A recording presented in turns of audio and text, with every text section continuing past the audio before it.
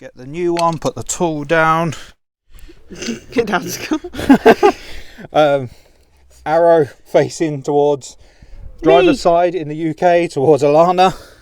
Every car has a me stood by the wheel arch. That'd be unfortunate. Your rag's in the way. There we go. It was tucked in. Thanks. Like I say, everything is going to This camera work is dodgy. Everything's going to get plugged in now, apart from the top corner one. So there you go. Nice, satisfying click. Bend this back. Click. That one's in. That's got a bung on it. That one's got a bung on it. Click. Take out the rags. The reason why we don't plug this one in is because this is what we're going to use a syringe on to pull the fuel through to bleed the system. Now, this is something that is contentious, to say the least. Lots of people do it different ways, and some people say they can't even do it this way at all. Camera work is very dodgy. I'm having to get lower and lower. Sorry, I'm in frame. Multitasking. You actually have fully been in frame at all times, thank you. Basically, a lot of people bleed it off of this side or something like that. The official way is something like you get a Land Rover tool, you connect it up to this one, you connect it up to that side, you pull it through.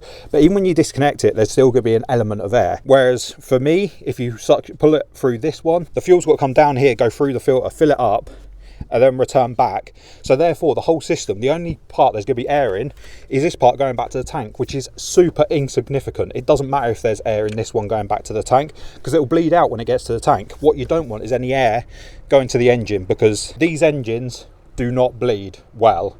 They're annoying, as far as I can tell, to bleed. And the other thing that I want to mention is, some people say about filling up the fuel canister with diesel. Yes, you can do that. I don't like that idea, because basically, if you unscrew the bottom or the top here and tip diesel into it, you're putting diesel in two basic compartments. One that's got to be filtered, and then the other compartment that's getting ready to send to the engine. So it's been already filtered. If there's any dirt or anything like that in it, bad things will happen, because the injectors are so tiny that a speck of dirt or anything like that will be enough to cause you problems or cause you damage within the engine or injector system. So I don't like the idea of dumping fuel in it, because you're getting it past the filter. If you're careful, it's fine, but I just don't like that idea. We're going to get our syringe now. Right, in our last video we had a bulby pump thing which did the job, but it wasn't particularly strong. We only just managed to bleed it sufficiently. We've since upgraded to this Silverline syringy doodah thingy. What we're going to do is, hopefully this is still the right size to fit on this end, but we're just going to bleed the fuel through. We've got an empty bottle now, as you can see. So the idea being, I'm going to pull on this, then it will pull the fuel all the way round, fill up the filter, and pull it through the return. There you go. And you want to basically keep pulling it through until there's no air bubbles coming through.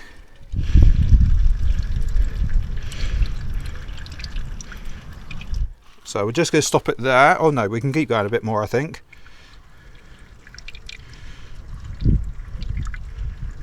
You can hear the fuel going around the system as well. Just going to stop it there. Take it off, hopefully. This is where it probably get a bit messy. Put it in the bottle. Look at this camera woman and bottle manoeuvre. Squirt it out. Give it a wiggle. Give it a wiggle. Drop some fuel on the filter. Yeah, put it on. Yeah, I'll go through. But actually, let's say now. So pretty much already there. It's not perfect, but if we take it off, we can then get it through. Give it a shake. Back on.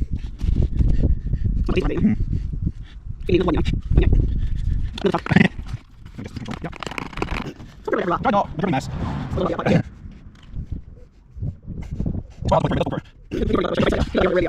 Yes.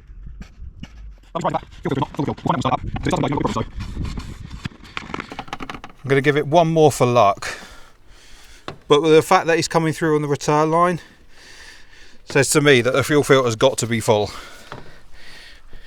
because it wouldn't come to here unless the filter's got fuel in it.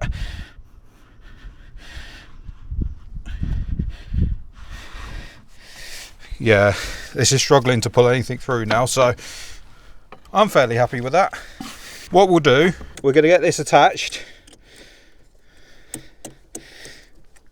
So that's the return line attached.